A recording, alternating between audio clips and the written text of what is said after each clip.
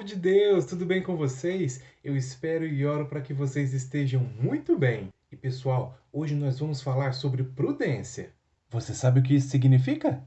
Então fica aqui no nosso devocional, que já já vamos aprender. Mas antes, pega lá sua Bíblia e abra no Evangelho de Mateus, capítulo 10, versículo 16.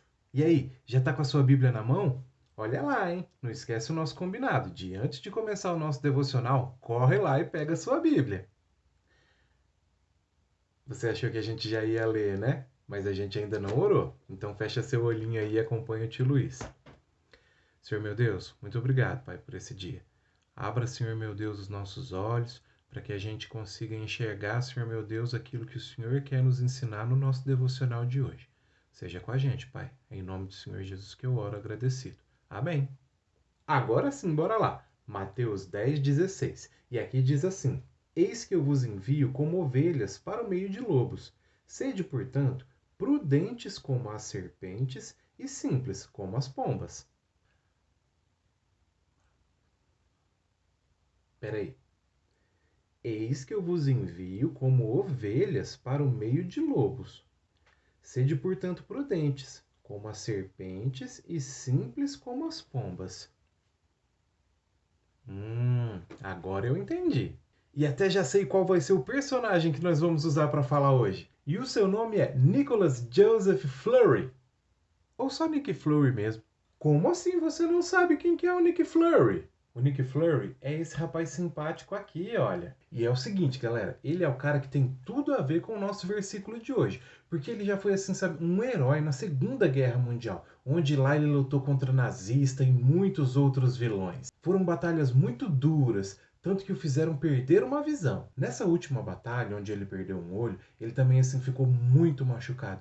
E foi quando injetaram nele a fórmula do infinito, que era parecido com o soro do super soldado, sabe? Aquele que foi aplicado no Capitão América. Essa fórmula chega a curar os seus ferimentos e ela também retarda o seu envelhecimento, mas não curou seu olho. Anos mais tarde, ele foi então nomeado diretor da SHIELD, que é uma unidade de espionagem do governo, que muitas vezes vai ser o que liga o governo com os super-heróis. E é por isso que o nosso ajudante de hoje participa, assim, de diversos filmes importantes da Marvel. Sabe, pessoal, ele é o tipo de pessoa, assim, que já passou por tantas, mas tantas situações difíceis, seja ela com seres humanos ou com alienígenas, que acaba, assim, se tornando uma peça fundamental para os problemas que vêm pela frente. E por ele ter passado por tantas experiências assim, uma de suas principais características é a prudência. E esse é um detalhe que aparece muitas vezes nos filmes. Inclusive, sabe aquela cena do Guerra Infinita, já lá no pós-crédito,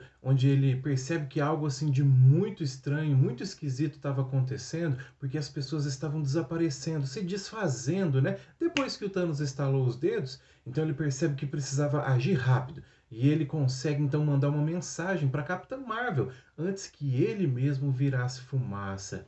Você se lembra dessa parte?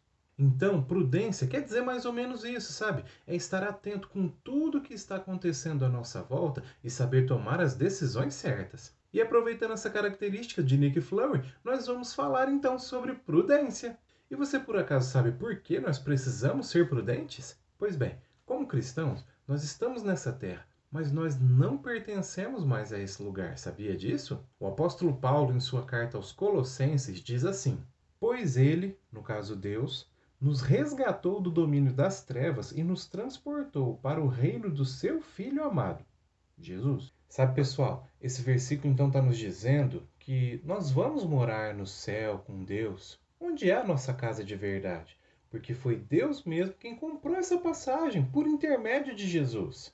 Sabe, pessoal, esse versículo está nos dizendo que nós vamos morar no céu com Deus, onde é a nossa casa, porque foi Deus mesmo quem comprou essa passagem por intermédio de Jesus. Mas o dia de voltarmos para casa ainda não chegou, então precisamos estar atentos e planejar o que vamos fazer até chegar o dia de irmos, mas sempre com o nosso coração na eternidade.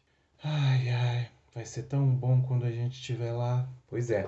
Mas quando o apóstolo Paulo falou isso para algumas pessoas, elas pensavam assim, sabe, que seria já por aqueles dias que Jesus já voltaria logo logo. E por isso, sabe o que elas fizeram? Elas pararam de trabalhar. É como se sua mãe dissesse para você arrumar sua cama ou ajudar em alguma coisa aí da casa e você dissesse assim para ela que não vai fazer mais nada porque Jesus está voltando para nos levar para casa. Então você não precisa fazer mais nada. Mas Paulo continuou então dizendo para aquelas pessoas, sabe, que elas precisavam sim continuar com seus afazeres, porque ninguém sabe nem o dia e nem a hora que Jesus vai voltar. Percebeu então por que nós precisamos continuar fazendo as nossas coisas, mas sempre com o nosso coração e pensamento lá na eternidade? Mas tem um porém nisso tudo, sabe? A gente pode cometer um erro muito grande enquanto nós esperamos a volta de Jesus. Sabe qual é?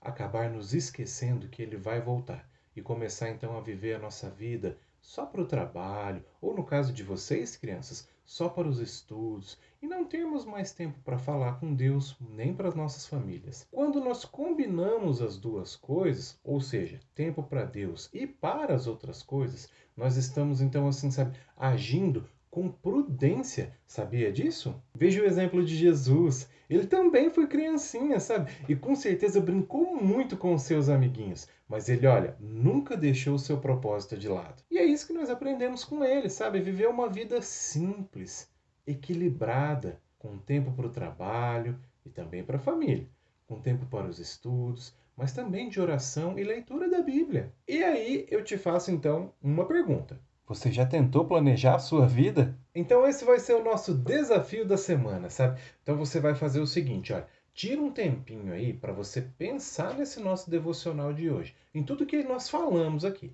E depois, pensem assim, em organizar primeiro o seu próximo dia, tudo que você vai fazer. Depois você vai organizar um outro dia e depois o outro e o outro até fechar a semana, sabe? Faça divisões tipo quanto tempo você vai usar para orar, para ler a Bíblia, depois estudar, depois brincar, se alimentar e até o período de seu descanso você precisa colocar ali. É, todo mundo precisa descansar. Então tente fazer isso e seguir o seu planejamento da semana, mas não se esqueça do que é mais importante, ok? E a essa altura, eu acho que você já sabe o que é mais importante, não é? Agora vamos então orar para encerrar. Me acompanha mais uma vez? Senhor meu Deus, obrigado, Pai, porque aprendemos que precisamos ser prudentes, assim como o Senhor foi, sabendo que nós temos coisas para fazer enquanto esperamos a sua volta.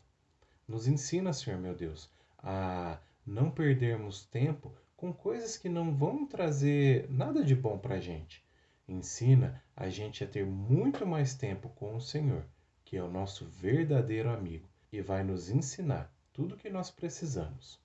É no nome santo do Senhor Jesus que eu oro, agradecido. Amém. Então é isso aí, pessoal. Muito obrigado por estarem toda semana aqui conosco no nosso Devocional da Vila!